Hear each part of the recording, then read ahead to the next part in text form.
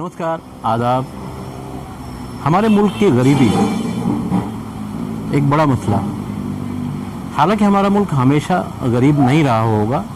मैंने तो मुग़लों को देखा नहीं, मगर मुग़लों के बारे में जो सुना है, वो भारत आए, सत्ता में पहले हिस्सेदारी, बाद में सत्ता भी कई सौ साल तक वो लोग यहाँ करते रहे। इसका मतलब बाहर से जब कोई आया है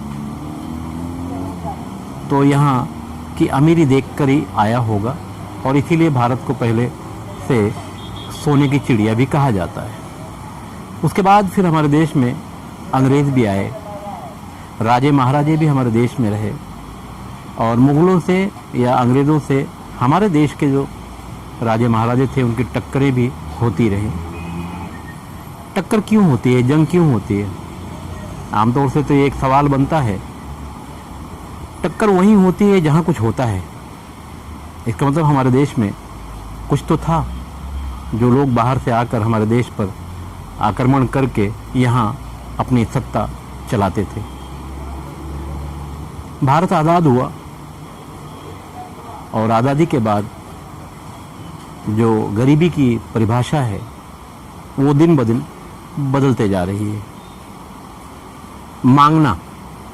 मांगना हमारे देश में कई तरह से होता है। मंदिर के बाहर भी ऊपर वाले से यानी भगवान से मांगना, मस्जिद के बाहर अल्लाह से मांगना। मांगने का जो मामला है, हमारे नेता भी जनता से मांगते ही हैं कि हमें वोट देना। ये सब मांगना तो अलग है, मगर हमारे देश में गरीबों की जो परिभाषा है, गरीबों की जो संख्या है, वो दिन ब दिन बढ़ते चली जा रही है। और ये वो गरीब हैं जो किसी मंदिर के बाहर, किसी मस्जिद के बाहर, किसी गुरुद्वारे या गिरजाघर के बाहर, किसी दरगाह के बाहर लाइन लगाए खड़े होते हैं लंगर के लिए, एक रोटी के लिए। तो इन गरीबों की जो संख्या आज़ाद भारत के बाद से बढ़ती चली जा रही है, उसका क्या? सरकारों के पास योजनाएं भी होंगी गरीबों की गरीबी दूर करने के लिए, मगर गरीबों की गरीबी दूर तो नहीं हो पा रही है, मगर सरकार की गरीबी ज़रूर दूर हो जा रही है, और गरीब होता चला जा रहा है। बहरहाल आइए भिवंडी शहर की बात करते हैं। भिवंडी शहर में जितने बड़े होटल आपको मिलेंगे, मांगने वाले यानी भीख मांगने वाले वहीं मिलेंगे। जैसे ही दो लोग होटल पर पहुंचेंगे तो एक तीसरा हाथ, जैसे अक्सर हमारे यहाँ देश में नेताओं को पाकिस्तान का हाथ नज़र आता है, वैसे एक तीसरा हाथ हमारे यहाँ मांगने वालों का आ जाता है। भिवंडी शहर में हालांकि इन गरीबों को रखने के लिए राज्य सरकार और केंद्र सरकार की योजना के अंतर्गत बेघर निवारण सेंटर भी है, मगर बेघर निवारण सेंटर के लोग सिर्फ अपनी संपत्ति बढ़ाने में लगे हुए हैं। इन गरीबों को उसमें ले जाकर रखने के लिए उनके पास ऐसी कोई सोच ही नहीं है।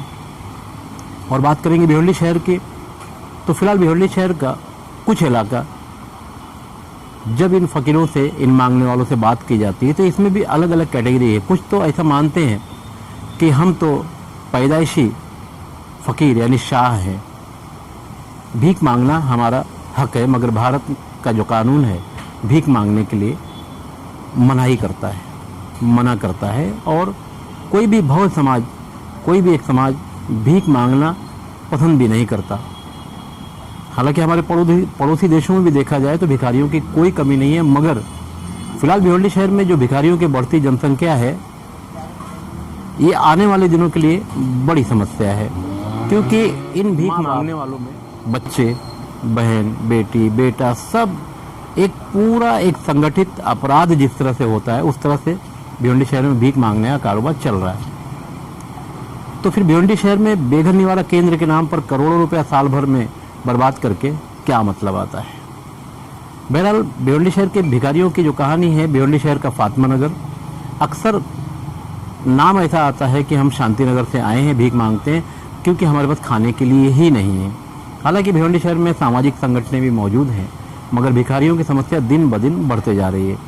अब भिखारियों की बात करेंगे तो भिवंडी शहर के कुछ इलाके ऐसे भी हैं, और ये भिखारी, बड़ी बात यह है कि भिवंडी शहर में 100 जोड़ी लूम चलवाने वाले को भी बीमे की पॉलिसी नहीं है, मगर इनके पास बीमे की पॉलिसियाँ भी होती है। मेरा एक दोस्त LIC में काम करता है, वो बताता है कि भिखारियों की कितनी बीमा पॉलिसी है। तो भिवंडी के अच्छे धंधा सेठों की भी बीमे की पॉलिसी नहीं होती। बहरहाल भिवंडी शहर में भिखारियों पर अब कार्रवाई होना बहुत ज़रूरी है, क्योंकि भिवंडी शहर के भिखारी भिवंडी शहर के एसटी स्टैंड के पास इनकी गाड़ियां सवेरे आती हैं, बाकायदा इन्हें ले जाकर कल्याण, थाना, मुमरा, अंबरनाथ इस तरह के इलाकों में छोड़ती हैं और शाम को वही गाड़ी, ये काली पीली ओमनी होती है, ये गाड़ी उन्हें वापस भी लेकर आती है। तो भिवंडी शहर में एक संगठित अपराध एक किस्म का चल रहा है।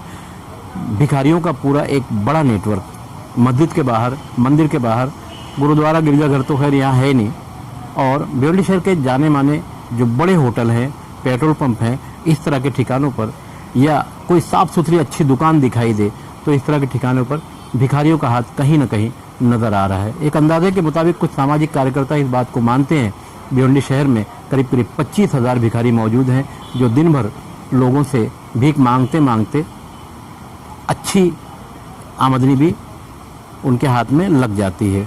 ये सारे पैसे कहाँ जाते हैं?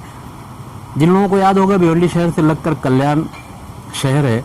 कल्याण शहर में एक झोपड़े में आग लग गई जिसमें सिर्फ पति और पत्नी रहते थे, और जब आग बुझाने के लिए दमकल कर्मचारी और पुलिस के लोग पहुंचे थे तो वहां नोटों से भरी कई गोनियां जल गई थी। तो कुछ धन इस तरह से भी छुपा कर रखा जाता है, ले जाया जाता है। बहरहाल भिवंडी शहर में भिखारियों की बढ़ती समस्या कहीं ना कहीं आने वाले दिनों में, क्योंकि इनके साथ जो छोटे छोटे बच्चे हैं, ये आने वाले दिनों के लिए कहीं ना कहीं वेश्या व्यवसाय, चैन स्नैचिंग या मोबाइल स्नैचिंग जैसे मामलात में भी जुड़ सकते हैं।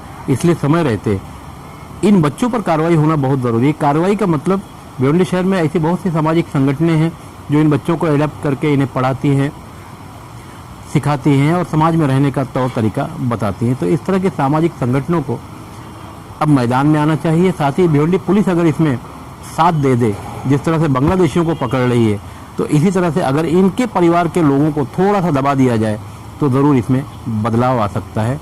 मैं खान फखर आलम।